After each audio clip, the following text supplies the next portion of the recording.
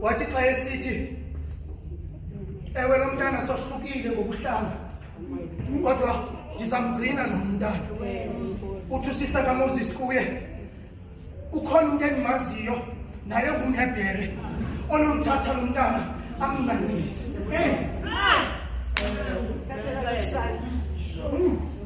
Wabaleka kuMiriam wayothatha unini into yokuba lo mntana athi nokuba uzawuthi igama elitsha into yokuba ungumkhulu emanzini kodwa lona ibele ligamile.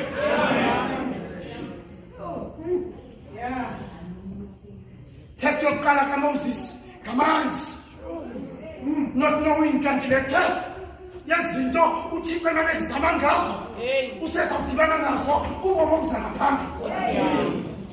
Uthi xa udibana nazo udibane nazo sewunamafa ngoba udibane nazo kwasekuncinane kwakho.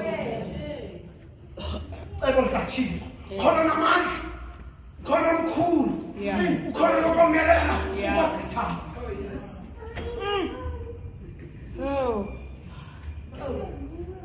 Athi uMadiba xa ehlekisa abantu, if he did it to him, why can't he did it to you?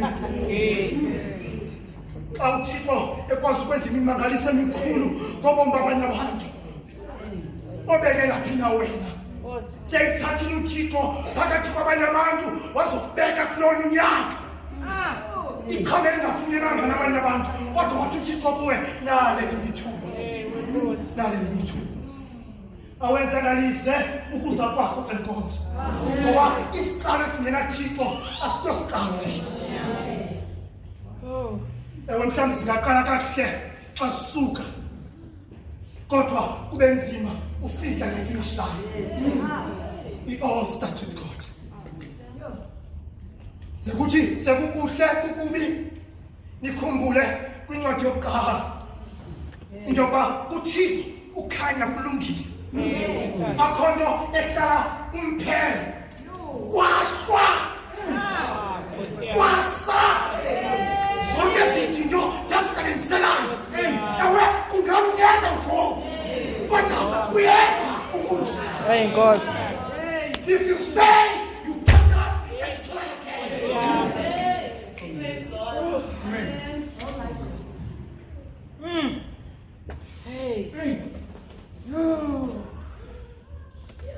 Izawudla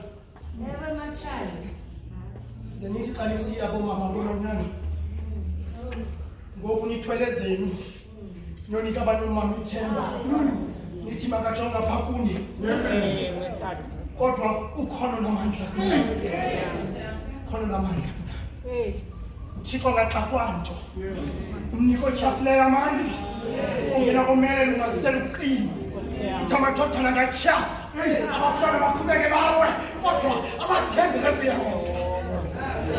babengathi baselele ngoba bayadinga bafonetshe nokhosi. Uthi benqa izinto zenzayo kuba kodwa abantu beyazi intlungu yakho.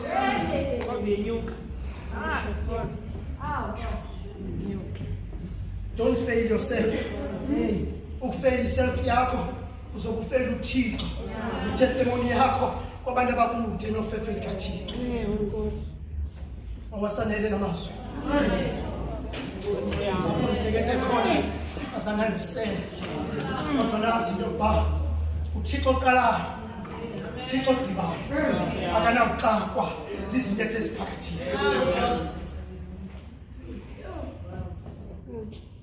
Masithandaze. Ozivayo azinikele